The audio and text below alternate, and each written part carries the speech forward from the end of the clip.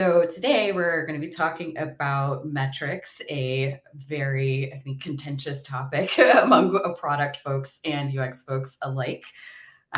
So before we get started, I do a brief intro of myself. I have a PhD in human factors, human computer interaction, with a specialization in non-traditional interfaces. So that's things like small screens, haptics, auditory interfaces. And I also specialize in universal accessibility. I've been at YouTube for about 6 years now, actually, starting this May. So I actually just started a new role within YouTube and as the UX research lead for Living Room. And so that's basically just the YouTube app on your TV. But I've covered many teams across many domains over my time at YouTube, including YouTube search, their identity and privacy team, core systems and features, so things like the information architecture systems, and gaming, of course. Prior to YouTube, I worked at Twitch. It's a gaming live stream site, if for those of you who are not familiar. And I am also just personally a big gamer, if you cannot tell from the large Halo photo I have in the background. I also have worked at Google X before. It's now called X, but it was known as their Moonshot Factory, and worked on their autonomous drone delivery project, which was Project Wing, some of their VR initiatives, and as well as a few robotics initiatives. So got a little background from everywhere. Okay, so to truly understand and improve the user experience and long-term product success, we must look beyond like easily tracked traditional metrics like click-through rate and conversions, as these can often present kind of a deceptive or incomplete picture of actual user value and engagement. So today we're going to explore some of those limitations of these traditional metrics and hopefully introduce you to more holistic user-centered approaches or just ways of thinking about your users and how you're measuring success there. And as previously stated, this is important because it can lead to misguided product decisions, reduced kind of user loyalty or retention, missed opportunities for genuine product improvement by obscuring kind of the true user experience and its long-term impact. And this may seem something that's like super easy and like, why would people measure like the wrong thing? But throughout my entire career, no matter the size of the company or the team, this continues to be a problem that I've noticed. And so I thought it was definitely worth talking about at least. Okay, so our agenda for today is just to kind of get an overview of some of these pitfalls of the traditional metrics, and then give some ideas and approaches to shifting towards a more user-centered method for success or for measuring success. Third, we'll be looking at how we kind of can map these user-focused metrics or smaller movable metrics to these larger KPIs, because like all companies still need to, we all need to move these big metrics that our leadership and the company cares about. So we want to make sure that we are being able to connect those as much as possible. And then 4, hopefully a call to action to help make sure that we are actually putting the user in the center of how we measure success in our products, and hopefully to make more quality and more valuable products for people. All right, so the pitfalls of traditional metrics. So most of this will be kind of more of an overview. It is a lot of information, so feel free to hit me up after if anybody wants more deep dives into these topics. But yeah, so today we'll figure out like the traditional metrics are basically, we refer to them as KPIs. They typically can gauge a company or a team's overall performance. They're often used to measure long-term success and are usually readily available and easy to track. And so a few of the examples I've provided on the left are click-through rate, daily active users, monthly active users, your conversion rates, especially if you're kind of at a like a shopping website or something like that, and page views. So I assume we might all be pretty familiar with these large metrics. So what's the actual problem with some of these metrics? They're difficult and slow to move. So internal complexities and long feedback loops and inherently like broad scope of a lot of these metrics can make impact slow or difficult to see. Um, they may not actually measure long-term success. They can sometimes like sacrifice user experience by incentivizing and optimizing near-term impact. There are often times where you almost feel like you can game the system by putting a big red button in the middle of your shopping app, and everybody's clicking on it, and so click-through rate goes out the roof. But like it's not actually because users find it valuable. It's just either they're curious about it, it's a huge button, or it's blocking something they actually want. But on paper, it looks like it's a successful thing. They're usually subject to outside factors quite often, such as like market trends, competitions, economic conditions, making it difficult to isolate the effects of internal changes. So you can imagine the amount of time that viewers have to watch YouTube or something like Twitch is a lot more during the summer when kids are out of school. And then when they're back in school, those things might reduce a lot more. So it can be difficult to kind of pull apart these externalities from the impact of a single feature or a team is having on these bigger KPIs. And they can also mask true value. So sole focus on positive KPI impact can mask like poor usability or lack of real engagement with a feature or kind of experience that has. And these may seem pretty like abstract at the moment, but we'll walk through a couple of examples to really show what this looks like. Okay, so first one is high click-through rate doesn't always equal success. So let's say that you're launching a new recommended product section on an e-commerce site. The click-through rate's super high. People are clicking on their recommendations. The misleading interpretation of this data might be, oh, this feature is like incredibly popular. It's engaging, like users love it. But the reality is like a user might be clicking out of curiosity or because the visuals are eye-catching, but not finding the products that are being recommended actually relevant or desirable. So they might quickly bounce back to the main page, or, and this is like another view of this, like high click-through rate doesn't necessarily translate into purchases or satisfaction in this scenario. The next one is daily active users can also be deceptive. You see a surge in DAU after launching a new feature with a lot of notifications, maybe on a social media app. Again, a misleading interpretation might be our new feature is a huge hit. Everybody's using it. They love it. But many of those users in reality might actually just be logging in just to dismiss the notifications or figure out how to turn them off, and are not actually using the notifications to check on the new post or whatever the trying to convey. So the increase in DAU might not actually reflect genuine engagement or value. And users might only be just passively scrolling and not engaging deeply with content or with other users. And things like that might actually lead to higher retention or engagement. So if you're wanting people to do that and they're not doing it, and you get this this kind of misleading interpretation, it could lead to kind of more investment into a product or a feature that's not actually working. All right, so ignoring the why behind the metrics.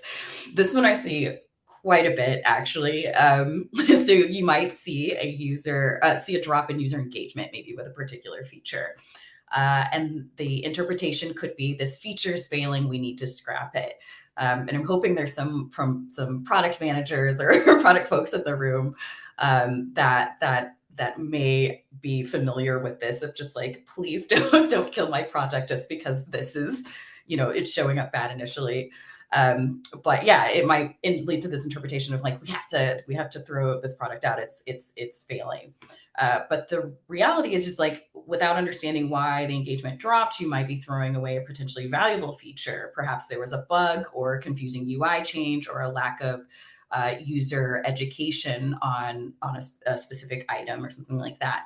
So there's a lot of reasons why you might see these drops, and until you really look into it, and this is part of the reason why UX research is very, very important, um, especially before launching anything, but it helps kind of gauge the actual value that a user might be able to get out of a product or feature. And so if you're seeing strong signal, at least from the research, it could also help kind of bolster this. We need to look into the why behind whatever's happening. But this happens a lot more than people might think. All right. So, what are the risks for kind of focusing too much on these large traditional KPIs? One is like an incomplete or misleading picture of true value, as you saw from a lot of the examples. This can lead to misguided decision making. So, you might want to invest more into resources into a feature that's not actually truly effective, or abandon a feature that could be actually valuable if improved based on user feedback, or bug fixes, etc. The second is missing long-term impact. So reduced user loyalty and retention is kind of the big risk there. You might see initial spikes in usage, but users might not actually stick around if their needs aren't truly being met. And so this can lead to either higher churn rates or lower lifetime value of a product. But yeah, the focus on kind of this near term impact can really be a detriment to providing user value or quality experiences. There's also a risk of ignoring user experience issues. And so this kind of produces more, or could produce more, of a negative user experience, or a less quality experience. Users might feel confused, frustrated, or even cheated at times with using the product. This can lead to negative reviews, bad word of mouth, and damage to brand reputation, as well as some of the things we chatted about before, which are the reduced loyalty and retention. And this is actually like a bigger deal, I think, for companies that have kind of a larger or more saturated user base as well, where you're not necessarily working to capture like a new audience, but in retaining the one that you have, and maybe increasing their usage of the product. And they usually will do that if they find value out of it. So we don't need to like trick the users into using things if we're actually giving them these kind of high quality experiences. Lastly is like gaming the metrics. It kind of can incentivize gaming of metrics instead of actually improving the product, or lead to superficial improvements. You might see an increase in metrics temporarily, but it won't necessarily translate again into a better user satisfaction or long-term success. Again, leading to either wasted effort or resources on tactics that don't provide real value. And again, like in all the companies I've worked in, we're always understaffed. And so having any kind of wasted effort or, prod or end time on something that isn't actually providing user value or helping increase retention and things like that, it's costly. It's very costly. All right, so shifting to user-centered success. So hopefully, we're wanting to figure out how, shifting from the thought of like how many clicks to are users actually achieving their goal with ease and delight with these products. We want to make sure that when you're creating kind of a product spec or just a feature in general, like there's a hypothesis of why you think this thing is valuable. And so the answer to that is not that like people clicked it a bunch of times. Is it actually providing value in a easy, delightful way, and in the ways that we hoped to? So, kind of looking at user journeys is a really great way to help identify what a measure of success, or if a thing or product or feature is actually providing the value that you're hoping it is. So step one of shifting kind of towards this way of thinking is identifying key user journeys. This means like determining the most important path a user takes when interacting with your product or feature. What are the most important interactions with your product? considering different user types and their unique goal and motivations. Most places have different kind of, they'll do personas and different kind of segments and things like that. And so considering those when you're also mapping these journeys is important. User interviews and surveys can also help identify these motivations, needs, goals, especially if it's kind of a new experience and it's unknown how this might work. And you identify what success or the end to this journey actually means to both you as the kind of creator of the product, but also for the user. Okay, and so we're going to map out the journeys would be step 2. And again, we're not going to go too deeply into journey mapping, et cetera, especially with a lot of you and your teams have UX professionals that are able to do this, but it's just to note that this is a great way to figure out where you might be able to measure success or kind of understand how a product is providing value to your users. So yes, mapping out the journeys, meaning to visually represent each journey, including all steps and interactions and potential touch points. This isn't it's not necessary, but I found it helpful to just have it kind of on paper or on a whiteboard or, on a presentation or something to be able to share with people, especially with cross-functional partners. And so these user flow diagrams, these journey maps really help drive home how these things like click-through rate, et cetera, that help, you might show that it's transitioning users from like one place to another, one page to another, actually don't represent the kind of goals that they're trying to achieve or the steps within those journeys that you're trying to support. Second is identifying like potential pain points, workarounds, and moments of delight along the way. Again, these are things that if you've done a lot of like UX testing or usability testing, et cetera, it's helpful to understand whether or not you've solved whatever pain point that you thought you might have. And this is a good way to kind of measure that just from a UXR point of view in a more scaled way outside of usability test. But 2, just to see if you want to also double down on these like great moments of delight and that you can kind of measure user sentiment and other things around these journeys and figure out how much they like either help affect the overall experience or overall satisfaction, et cetera, in different ways. Lastly is determining what success means for the user, again, at each stage of their journeys. All right, 3 is define success metrics based on these user goals.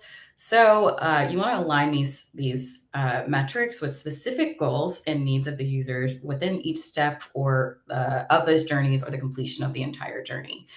And so examples of this could be task completion rate or time on task to complete journey.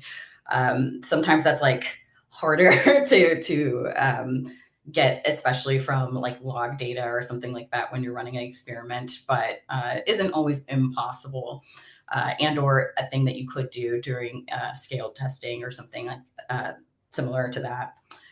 Looking at error rates. And so again, this looks like usability as well, but still something that you can do more scaled within an experiment itself.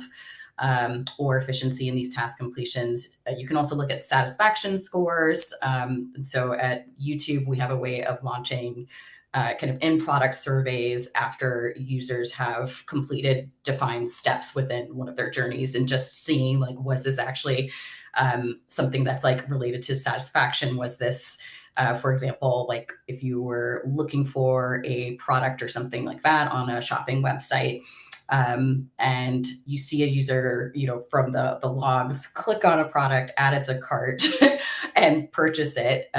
So going back to them and asking them if they felt that they were successful within that same, that shopping experience.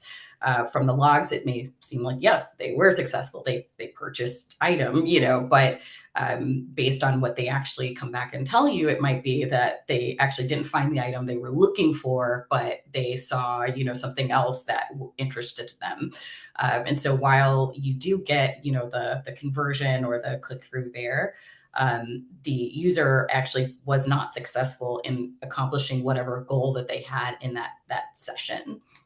And something else is also looking at like regretful or non-regretful kind of experiences as well. And this again is really helpful within the kind of shopping or commerce areas. Number of valuable experiences, interactions, time spent on valuable tasks, other kind of measures of success, including just, if, for example, on a video site, right? Like maybe watching a video isn't the kind of end all measure of whether or not a user found what they were looking for or found it valuable, but maybe looking at whether or not a user bounced back to the homepage after, watching 3 or 4 minutes of the video. Maybe that's like another way to measure, like they did not get what they wanted, or that they were kind of like, scanning through the video really quickly, things like that. So this is what I'm meaning by just like defining success based on these goals and other measures outside of the traditional KPIs. All right, so this is where it gets a little complicated, but we're going to start looking at downstream impact via a thing called user state modeling. So while we like really want to have these user kind of focused metrics for success and things like that, it is still, we still exist within a company that cares about the bottom line, which are these larger KPIs. And so we want to make sure that we're actually connecting user value, user success, quality, and things like that to what the company cares about. And user state modeling is a really great way to do this. And so this actually, in my opinion, solves, again, like connecting user value to the company success. This helps, especially with siloed teams and goals. So specifically at larger companies, some of these teams it's a really hard time they have a really hard time trying to show how their widget actually still helps the larger company goals. So you can imagine like on YouTube gaming, it would be an interesting thing of trying to figure out like how people watching gaming videos have a larger impact on the company's goal of like more video watch time or something like that, or time on site. And your specific team might actually have these goals of like, oh yes, I want them to watch more gaming videos, or I want them to interact with post more on the social media sites, etc.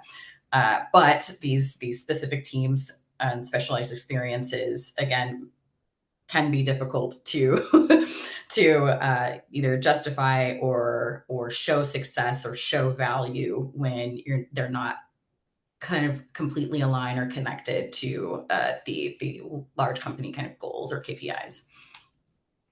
Lastly is it helps with looking at indirect impact. So changes to a specialized experience might have an indirect impact on these overall KPIs, making it kind of hard to isolate the effects and measure progress on your own thing. So this is the reverse of the siloed team stuff. And so it makes it, again, harder to justify investments in improving these specialized experiences.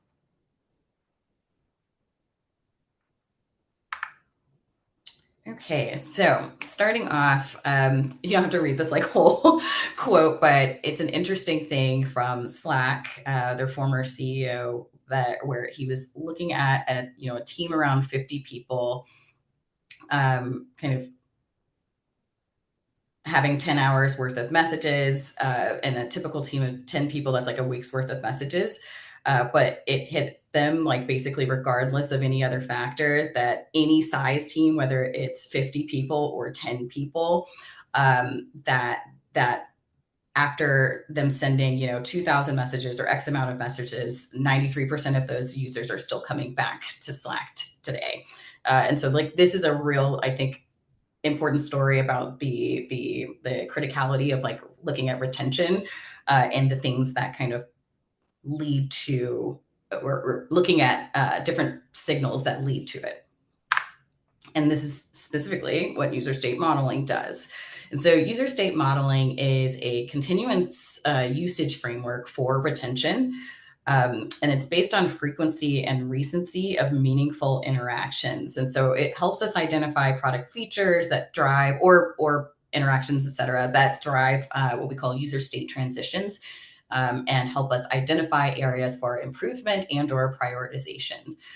So users are categorized by kind of activity levels, if you can see. Healthy users, at-risk users, which are using the site or feature a little bit less, and then users that are churning. And so building this framework takes basically 3 steps. And so one is kind of defining what meaningful engagement means. 2 is identifying kind of a retention threshold. And so how, at what point do the majority of users come back given, X amount of engagements over X amount of days. And then you calculate this transition rate between the healthy engaged and the low engaged user states or the churned. And those kind of end up being the kind of looking at transition rate ends up being like a more robust way outside of KPIs to look at success for a company, because you're not looking at absolute values or things like that. And again, can help connect some of these smaller engagements, whatever they might be. So like, again, for Slack, it was number of messages sent, the 2000 sent. And so here we can see engagement can be any measure of the intensity of user interaction that's relevant to your team. So minutes of playback in a video, number of messages sent, number of posts created, number of like in-game quests, engaged with or completed if you're working on a video game. So they can technically be anything, but the core of it is just looking at those numbers of engagements over time.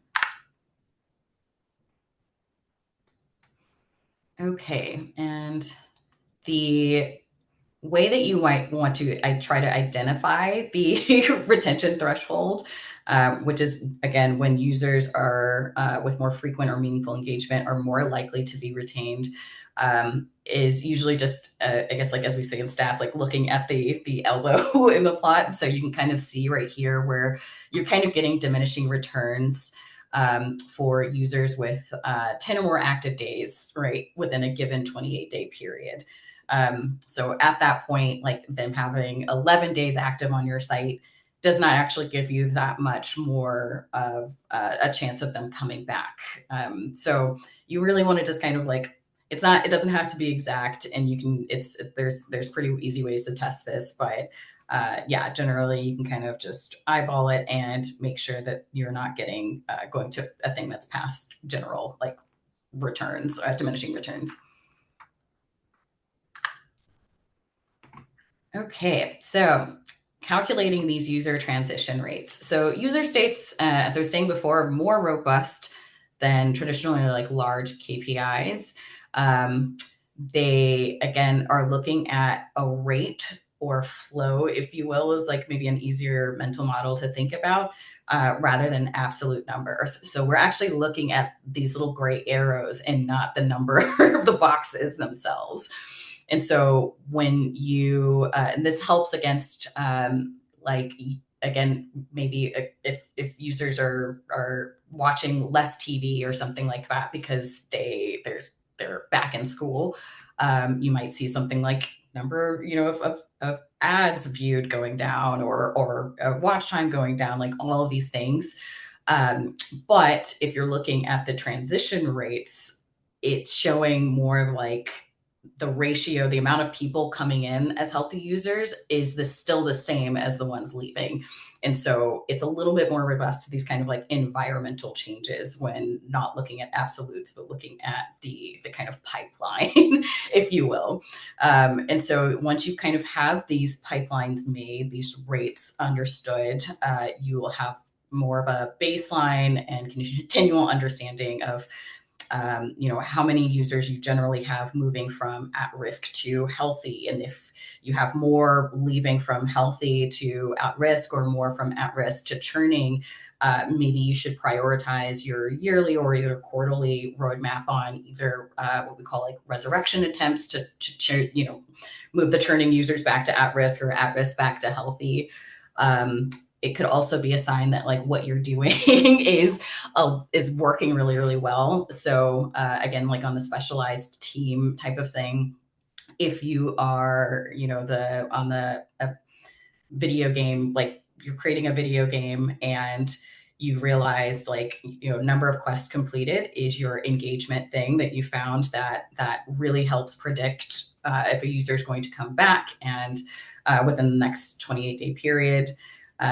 So creating maybe better UX or UI around these in-game quests or changing the UX writing on them, things like that, those kind of smaller experiments may not like immediately change, the amount of downloads you have of the game and things like that. But if you start to see that it's changing some of these like at-risk users to healthy users faster, then that can actually be connected to some of those downstream effects of retention or kind of monetization, like whatever the big thing that companies care about. But so if you, again, imagine it as a pipeline and you're just making sure that the flow between these states is either stable.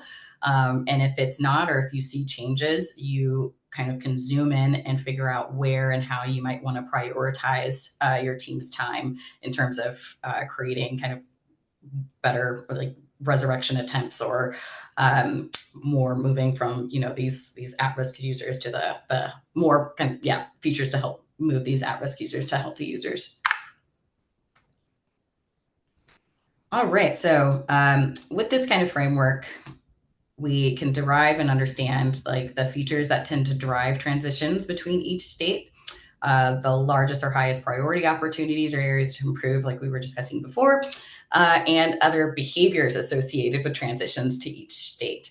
And so it can be, there's not necessarily a single kind of measure of engagement or feature that you'd have to look at.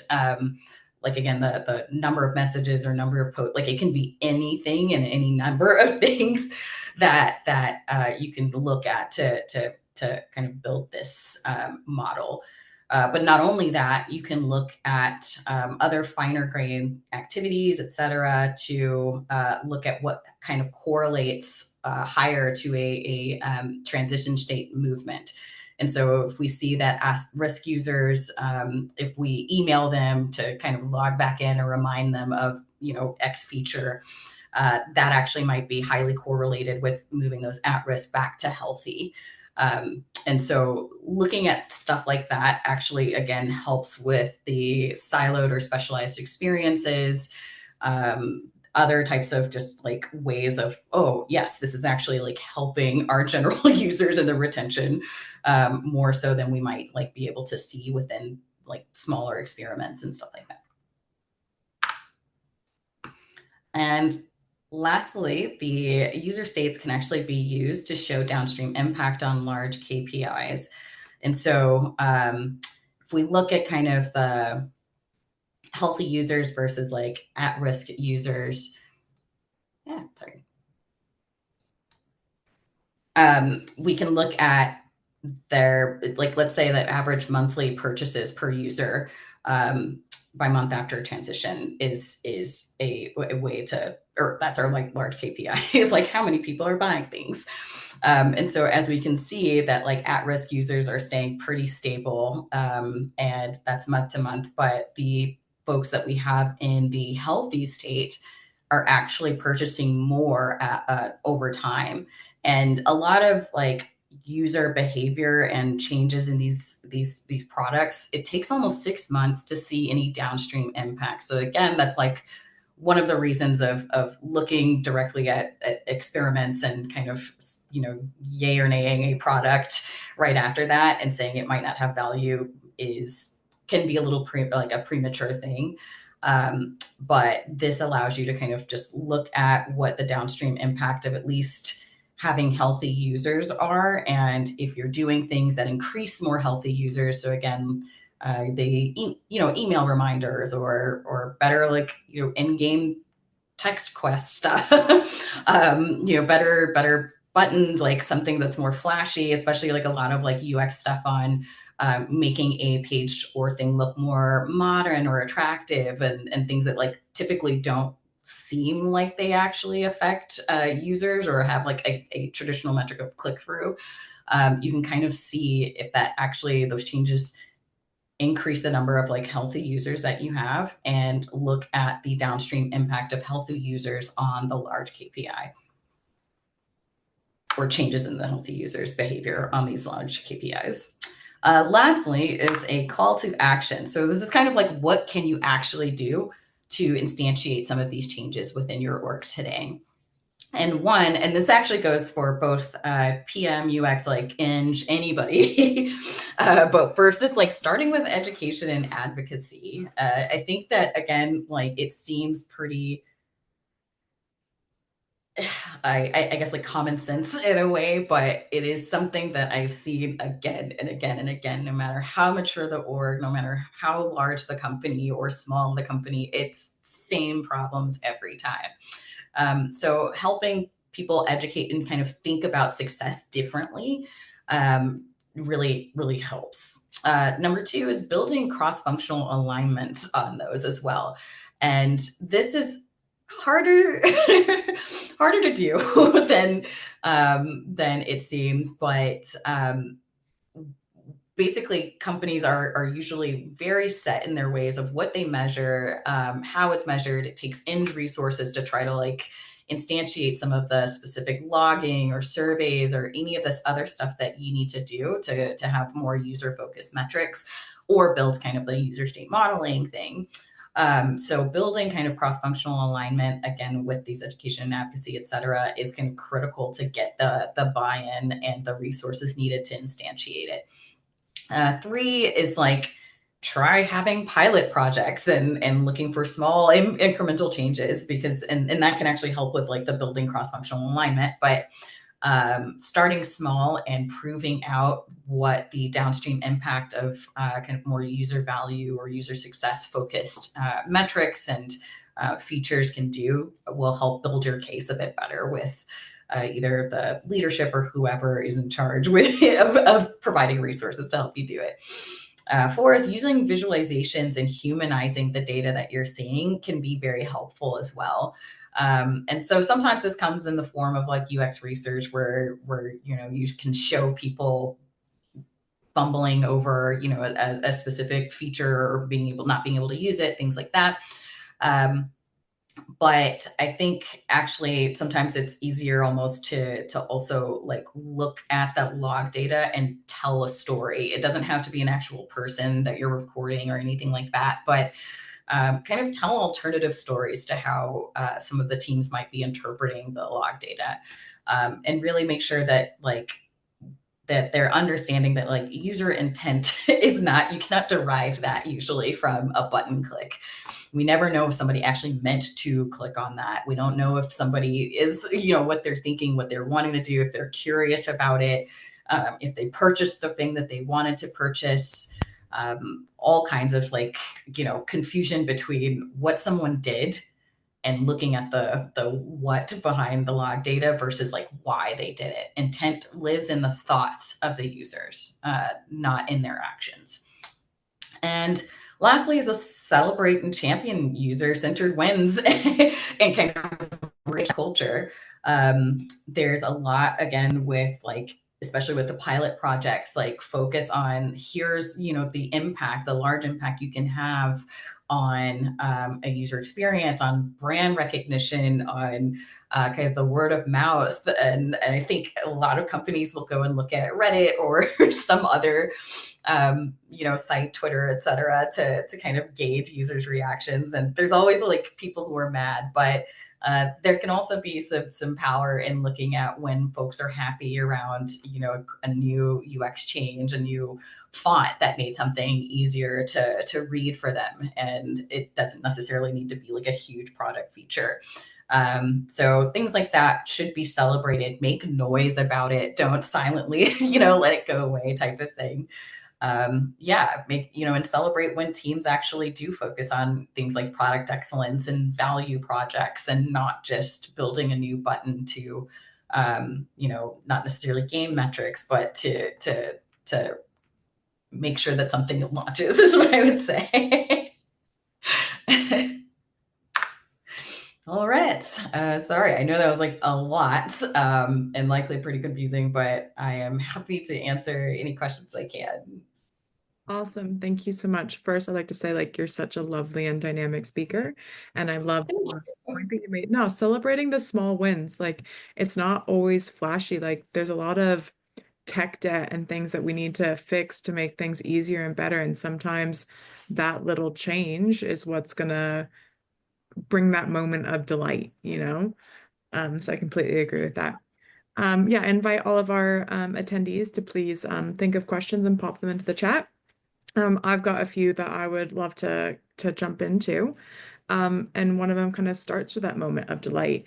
Is there a point in your kind of career where you were able to offer this moment of delight and it like really stood out to you? I can imagine kind of in the gaming industry, you would have more opportunities to kind of offer those things because um, I feel like the gaming community can be quite intense and excited and opinionated sometimes. And so, yeah, wondering if a moment of delight kind of popped up and if you had a little anecdote to share. Yeah, I think it's actually the one that stands out most to me is not around gaming, but it is around some of the improved visual elements that YouTube has been working on for a little while. And so I'm not sure if folks noticed that when you click the like button, now there's like a little confetti thing that kind of pops up, and like it literally does, nothing type of thing. It's not a huge inch feed or anything like that, but it is something that just like causes this moment of kind of delight, and that the website's interacting with me, and is a thing that I believe like the users really loved and noticed, and because it's just like magical to them. And at Twitch, I think they had started working on what we call like extensions, and it allowed users to create and utilize different apps or kind of ways of interacting with the streamer, which is like never kind of been done. And so there's these magical moments of like, oh man, like I can draw on my kind of video player here, and I can, the streamer can see my heat map of where I was like, dragging my mouse or something like that. Those kinds of moments where it's like you don't really know the value of of a product, and the impact of delight it could have, or how it works with users, et cetera, or the kind of creativity it can spark, because there were a lot of people who started making their own extensions and for Twitch and things like that. So I think those are two big moments that stood out to me. Awesome. Well, we've had a question come in from Fiona. Do you find it valuable to do user state modeling on products that don't have many users yet? So what's that kind of threshold of when you would find value in that type of